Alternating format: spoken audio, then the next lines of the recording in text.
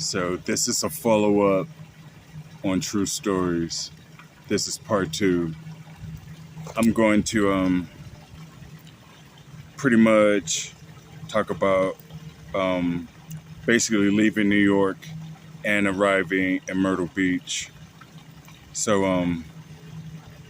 at some point, I began to feel homesick, and so um, I got a Greyhound ticket back to South Carolina, and so the way I left was kind of unfair to everybody that loved me because I left so cold and so stoically that I kind of regret even to this day how I left. I was just so cold and numb when I left, and this was a year later, so I was 19 at the time. In fact, it was just like a few weeks after my 19th birthday in which I decided to move back to South Carolina. And so this is going to be a shorter video, but um, the main theme of this video I will arrive to in a moment, and I will take time in talking about that one thing. Um, this video, of course, will be a continuum, and I'm not necessarily giving y'all like my full biography because there are, of course, things I won't ever disclose, things y'all will never know about me, and that's just the truth. But in continuation, so I arrive in Myrtle Beach, and then I was just like more alone than ever. I remember when I was leaving New York City on the back of the Greyhound bus. It was night. I laid down on the seat, looking at the lights. I'm like, this is the last time I'll ever see these again. And I found myself calling myself a scoundrel for whatever reason. And the reason why I call myself a scoundrel because it was a new word for me in particular that I like. So just a small irrelevant detail there. So I get on the limo bus. I found out when I get back to Myrtle Beach that they have an entirely new bus system, whatnot. And so I get on the limo bus. I head to Pawleys Island, my hometown. I walk around in my neighborhood. Um, I was like on Parkersville. I was on like Waverly. I don't remember. I don't even remember Pawleys Island at all. Um, I sometimes have dreams about Pawleys, and there's a bit of nostalgia in that, but it's always surreal. It's like I'm walking on like Parkersville, and I go out to like Ocean Highway or something, and the scene is entirely different. In one of these videos, I'm definitely going to talk about dreams. Dreams are weird, but dreams are important, and they reveal a lot. So I stopped by my aunt's house. Actually, I was walking by my aunt's house. I had nowhere to go. I was walking by my aunt's house, and I see my cousins, and then they called me in. And granted, they hadn't seen me in a year, and I don't know why I was just going to walk by them, having not seen them in a year. That's how disattached I was from everybody, and to be honest, I didn't even know why I returned and why was I homesick. You know, like I actually felt like I was returning to nothing. I left nothing, was returning to nothing. Though granted, as I'm older to look back and reflect, I had everything at that moment. I had everything. I had girls that liked me. I had friends that I loved. Um, I had a very stable family. Granted, they were very religious, but had I lived under my mom's dictums and everything, and and succeeded in being a Jehovah's Witness, I would have eventually left anyways. Um, there was this girl in my congregation that my mom thought that I would marry. Her name was Gretchen Wilson, and I did love this girl, and our families were close. But I digress. So I ended up staying with my aunt and my cousins. Um, so my cousin had a house behind his mom's house, and he was fairly young. And at the time, he was married, and he was young and married. And his name is Aaron, and his wife's name is Tashana. My aunt's name is Gloria. My cousins are Axel, Raisha, Rachel, Joe. We call him Lil Joe. Aaron, already mentioned. So those are my cousins. I love them dearly. I would die for my family. I would die for my cousins. So I stayed with my cousin Aaron, and I stayed for a while, and I was helping my aunt with the house cleaning business. As I mentioned in my previous video, she, they all clean $1 million houses. And I think one day we even cleaned a house of some NFL player that played for the Panthers. I don't even watch football, so I don't even remember his name. Um, see, I'm gonna mess around and say his name was Emmitt Smith, and that's not even true. But anyways, I work with my aunt. I live with my cousins. I found myself plunging into a world of hatred, more or less interpersonal hatred. Um, I like I felt more outcast and alone than than than when I had left previously, and I felt more alone than when I was in New York City. And so I'm just gonna confess that 19 was a very demonic year for me. Being 19, it was the most hollowest era in my whole entire life, and no year in my whole life has been like it has when I was 19. Um, so my aunt insisted that I do Bible studies with the neighbor, Howard Rowe. God bless his soul. He's a great person. He's another father figure. However, I disappointed him. So how I used to go to his house. He only lived like a couple of houses away. I used to go to his house, and we would have Bible studies. The whole reason I was having Bible studies was because I was disfellowshipped as a Jehovah's Witness. And in order for me to even talk to my mom, I had to be re-inducted into the order.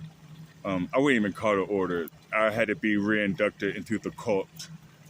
And Jehovah's Witnesses don't even know that Charles Taze Russell's is has a pyramid on his tomb with the number 33. So Charles Taze Russell was a 33-degree Mason, and all of that is very Masonic. My mom would never concede to these facts. In fact, when I talk to my mom, she's always like, "Oh, have you been going to the Kingdom Hall? Are you praying to Jehovah?" I haven't talked to her in years. I feel bad about it, but I also don't, because I'm actually very disconnected. I'm very disconnected from all of them, and it's just a bleak reality of being a human on planet Earth. But anyways, um, back to me working with my aunt doing house cleaning. So I did that for a while, and eventually I I went to my mom's house to meet everybody. When I saw my mom, she was pulling in the driveway. I gave her a cheek. I gave her, I gave her a kiss on both cheeks, like I used to do in New York. We never did that in South Carolina. It was a strange custom for her. I kiss all the members of my family, and like they noticed that like I was clean and I was healthy, and that I had been gone a whole year, was absent, didn't talk to anybody. I could have I could have succumbed to the worst type of fate, having gone to New York City with $40 in my pocket in the first place. And I just hope that no one was praying on my downfall, because nothing bad happened to me. I hope y'all wasn't praying on my downfall. Nothing bad happened to me. Um, hmm, my bad. I was distracted. Um, what was I saying? So I hope nobody was praying on my downfall. I hope nobody is praying on my downfall, because I would never fall. I fall before. In fact, I'm going to entitle this video "The Fall." Okay, this is the fall. So, um, Howard, Brother Rowe, ended up hooking me up with a job with a friend he knew, and surprisingly, and this is actually a beautiful story, because this also entails someone that I really loved. Um, so Howard ended up hooking me up with this job with his friend Chris Schroeders, who is Greek, and he owned Eggs Up Grill. Chris, if you ever see this, I love you. I'm sorry that I got arrested and everything, but you are awesome. I love you as a human being, and I love your daughter, Tanya. So, speaking about Tanya, so me and Tanya, we had a band class together, and I had a huge crush on Tanya, but Tanya had a boyfriend. But I'm just gonna tell this small story, because um, I like these. I like telling nostalgic stories from the past, because as you get older, nostalgia hits different. You know, I just recently had my birthday Wednesday. Happy birthday to me, or was it 2 weeks ago? It was the 5th. Anyways, um, so in band class, there was this one girl. I forget her name, but we were friends, and there was a I had a friend who was a boy, and it was just the three of us. So we were basically like Harry, Ron, and Hermione, and we sat at the far end of the band class, and we isolated ourselves, and we were a little bit eccentric. And so, anyways, I just recall just like one day sitting there. Oh, her name was Alexis. Alexis and Mikey. Yeah. So Alexis would sit to my left and Mikey would sit to my right. And we did that every period. We just naturally grouped up. You know what's weird though? It's like I'm a loner. Like I always like moved alone. I had a lot of friends, but like when I'm moving, some like if I'm going to class or somewhere, like I'm gonna try to isolate myself. I'm that type of person. So, anyways, when I initially started drama class, I think it was under Miss Young. God bless her. So, hey, God bless everybody at Walkmore High School. By the way, I love everybody. Um, anyways, so it would just be Alexis, myself, and Mikey, and we were a group. And to the far left, you have like all the hot girls and stuff like that. And towards the front row, you have people who are actually paying attention. So, anyways, um, I noticed I noticed this girl named Jennifer Monday like looking at me, and I noticed Tanya, like they sat next to each other. and and so one day I decided just like sit next to them, and so we had a pretty cool dialogue, and I got to meet them, and so anyways, I worked with Tanya. I ended up work with Tanya. Um, I believe she had a crush on me by the energy in her eyes, and I will reveal more as to why I believe that she had a crush on me in a minute. But anyways, I worked for a father at Eggs Up Grill. I was a dishwasher there. I started as a dishwasher there at age 19, and I eventually was working two jobs at Eggs Up Grill, and I worked across the street with my homie Cameron Muzak at the Blowfish, which is a high upscale restaurant, and I was a baker's assistant there and a dishwasher, and I was getting some preliminary cook training there. I was 19, so I had two jobs.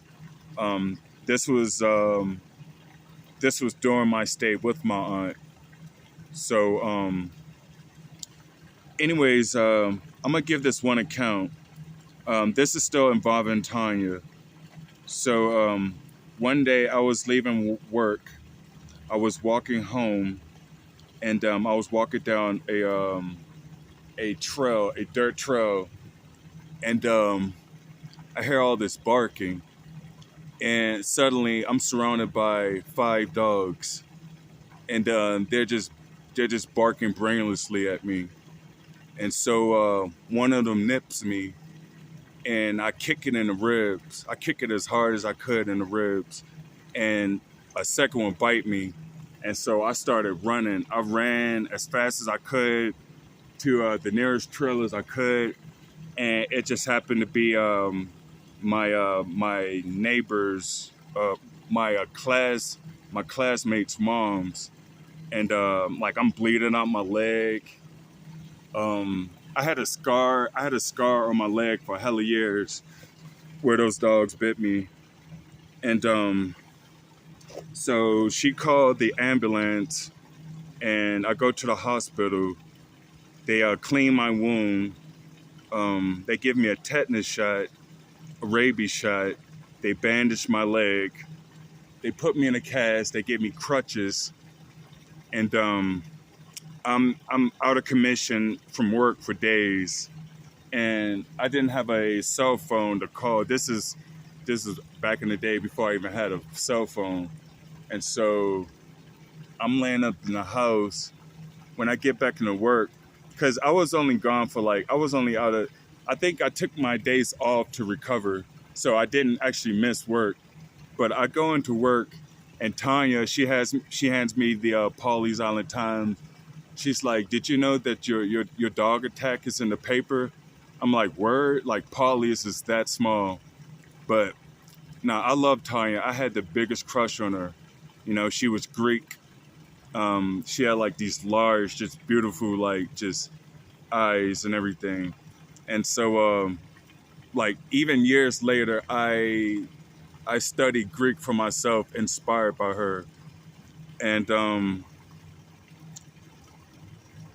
there was a moment in which I got arrested, and I went to pick up my last paycheck. I didn't see her there, but in Myrtle Beach, I did see her at a club, and she wanted to talk to me, and I was so sad at myself because at that time in Myrtle Beach, and I will get to the story more in depthly. At this time, I was doing bad stuff. I was selling crack. I was selling hard in Myrtle Beach, and I felt so much regret seeing her beautiful face. She appeared as an angel at that moment. So the scene is this. I just got finished listening to a band. I go outside, and I'm smoking a cigarette, and then I hear, "Calvin, is that you?" I turn around, I see Tanya.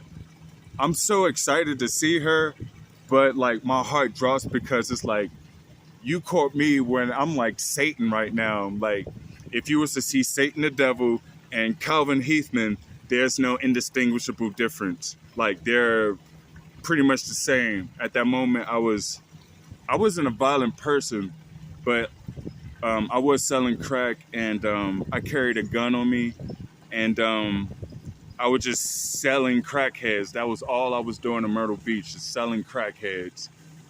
Um, um, and I'm gonna get into that story in a bit.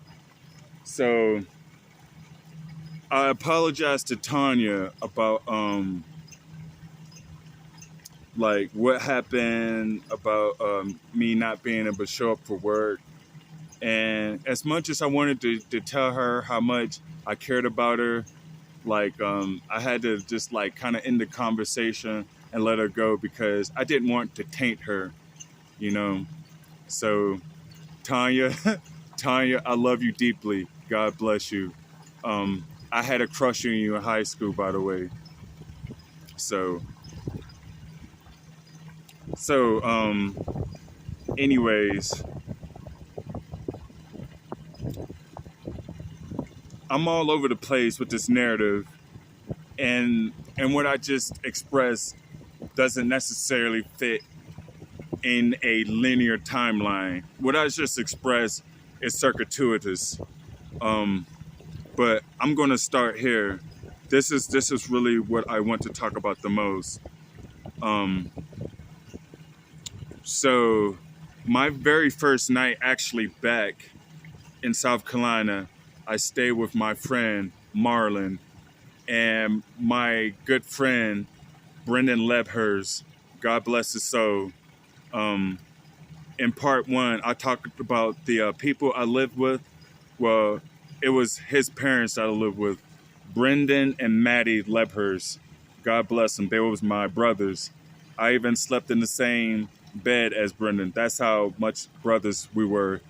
We would fall asleep watching Adult Swim, smoke weed, wake up, smoke cigarettes, smoke weed, watch Adult Swim, go to school, smoke weed on the nature trail, go back home, smoke weed, watch Lord of the Rings, Requiem for a Dream, or any indie movie, and watch more Adult Swim.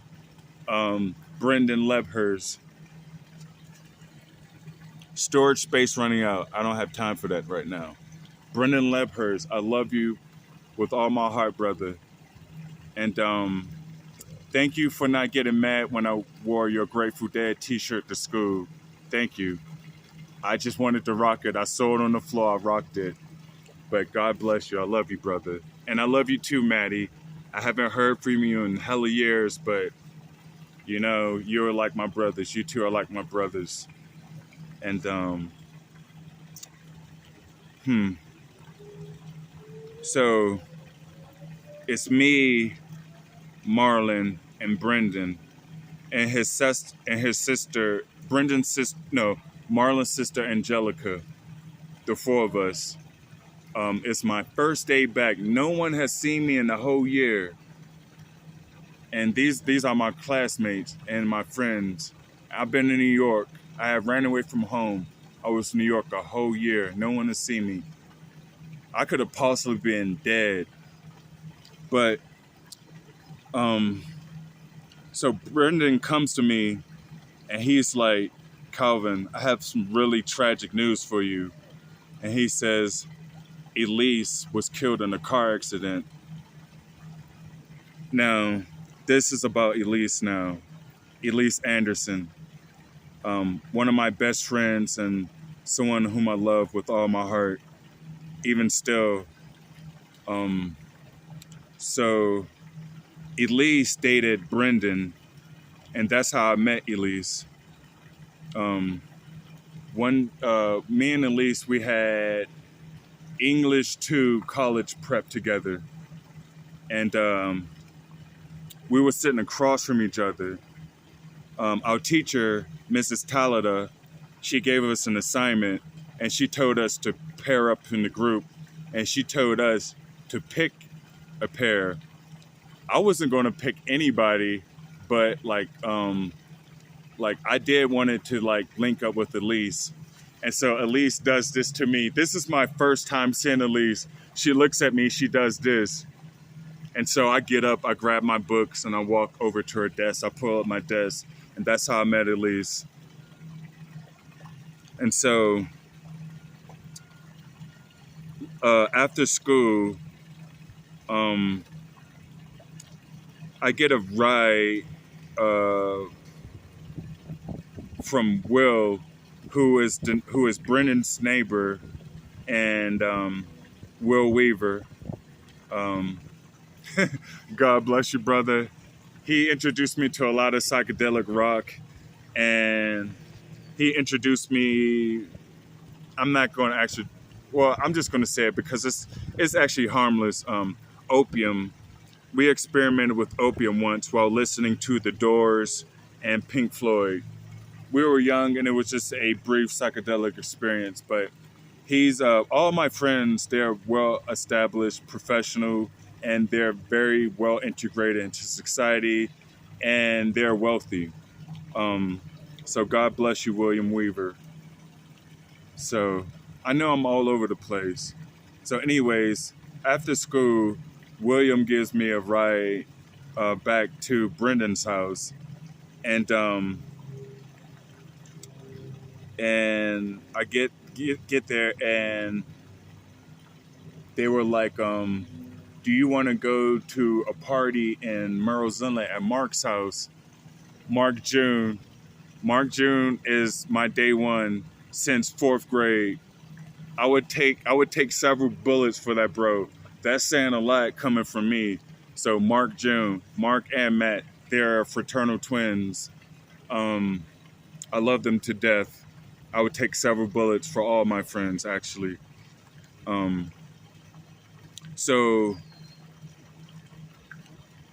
well, for whatever reason, I'm reading a book called The Sorcerer's First Rule by Terry Goodkind. It's a fantasy novel about this thick, you know?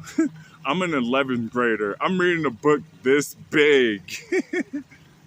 And I bring it with me because I was just reading it. I was that fascinated. And so, anyways, Elise picks us up because she's dating Brendan. And so I hop in the back, and then I'm like, "Oh, hi, Elise." And she's like, "Hey."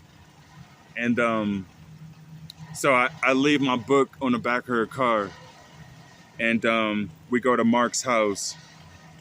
And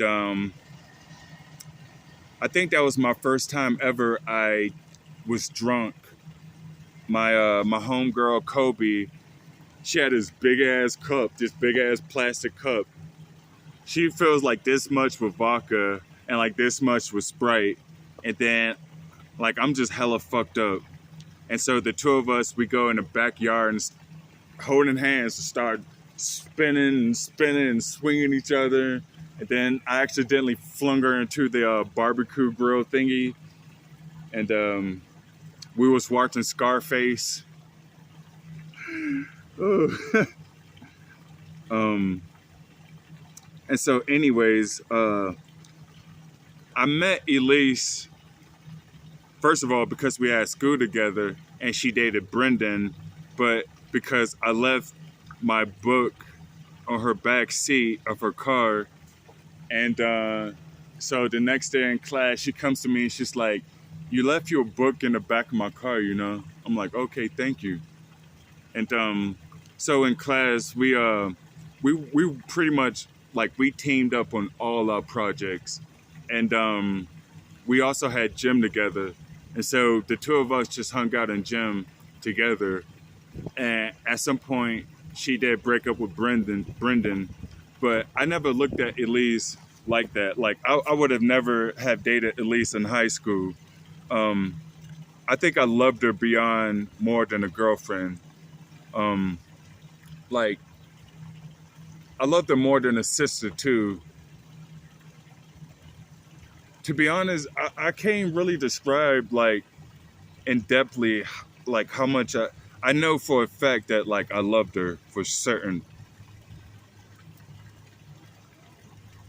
I remember um, in PE class, she was just lying down on the bleachers. She kind of looked like she was like looking like a mermaid. She was like lying down like that. And I go and I like lie on her stomach. I lay my head on her stomach, and I'm drinking a Tahitian treat. And she just like grabs it, and we just like drinking this Tahitian drink. And I'm listening to Deftones, Around the Fur. At that time in high school, I was the hugest Deftones fan, and I had really wanted to be Chino Moreno. And so, anyways, we're just sitting there, listening to Deftones, drinking Tahitian treat, and just chilling, you know. Um, like I don't know. She had a very feisty personality, and she played softball, and she was short, um, short, pale white skin. She had like long black hair on one side, and she always wore black or either black or blue. But in gym, she wore white and red, and I used to clown on her about it. I'm um, like, are you gothic? I mean, no, I was like you're gothic, but in gym you wear white and red. How do you explain that? Um, this one account I feel bad about. So I used to sell my father's Vicodin in high school. I didn't even know what Vicodin was. I didn't know what painkillers was until my friends. They got into pill culture, drinking weed, coke, oxycontins, all that. You know, before the age of 18. Like, gosh darn it.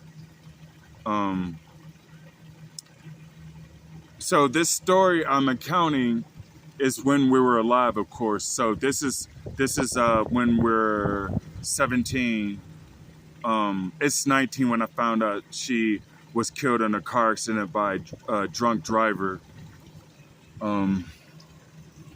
So Elise was my homegirl. I'm going to end this video because I do want to follow up on this, and I do have to take a breather. Like, the human body can talk, but so long. But I just want to end this video on this note. The love that I had for Elise endured decades. You know, she has been gone since the age of 18.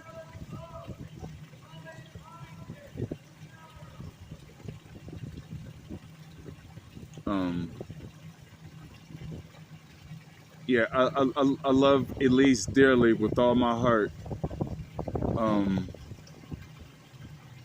Elise Anderson, I love you.